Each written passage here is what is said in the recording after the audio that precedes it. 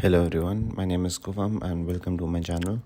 If you're someone who's curious about accounting, studying finance, or just starting out in this field, you're in the right place. On this channel, I'll be breaking down the basics of accounting and finance, and over time, we'll build up to more advanced topics, one step at a time. So, for my very first video, I thought let's start right at the foundation.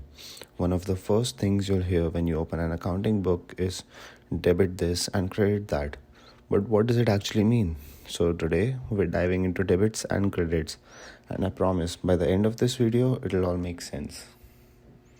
Let's start with two common misconceptions about debits and credits.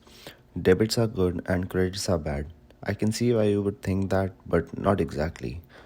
Debits mean positive and credits mean negative. These are not true in accounting. In fact, the terms debit and credit have nothing to do with good or bad or positive or negative. They're just labels used to describe the dual nature of every transaction. Accounting is based on something called double entry bookkeeping. That just means that for every transaction, it affects at least two accounts, and for every debit, there's an equal credit. So, what are debits and credits then? Think of them like arrows. A debit is value going into certain types of account, and a credit is value going out of some accounts. But here's the catch, not all accounts behave the same way. That brings us to something really helpful. There's a super simple acronym that helps you remember how accounts work. Dealer. DEALER.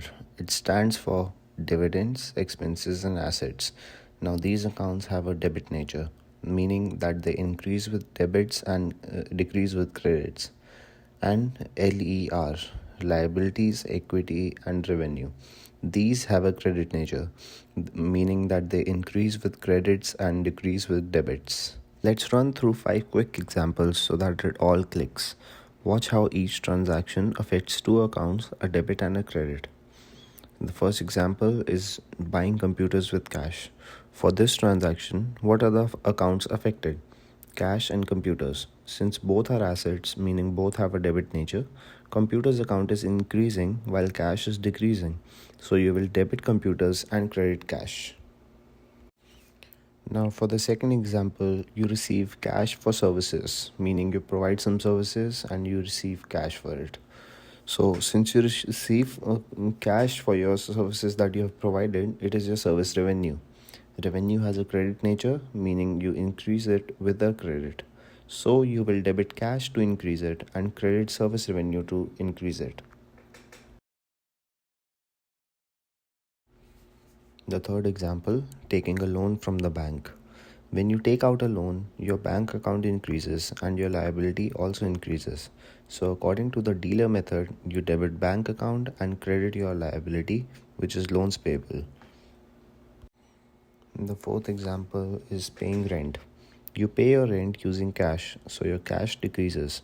But now, here, when you debit the rent expense to increase it, it doesn't mean that your rent is going up. Instead, think of it using the income statement. If you do not increase the rent expense account, it will be zero, meaning on your income statement, it will be zero. But that's not true. You have paid some rent expense. So that's why you increase the rent expense in your books to ensure that it is recorded in your financial statements. Now, the fifth example is that the owner invests some cash into the business. Now, cash is being injected into the business. So, from the business's perspective, cash goes up and owner's equity also goes up. So, you debit cash, and since equity has a credit nature, you credit equity to increase it. Every transaction balances out. That's the beauty of the debit credit system. So, that's it. Now, you know what debits and credits really mean and how they show up in everyday business transactions. If you found this helpful, give the video a like and subscribe if you want to keep learning accounting and finance. Let me know in the comments what topic you'd like me to cover next, and thank you for watching. I'll see you in the next video.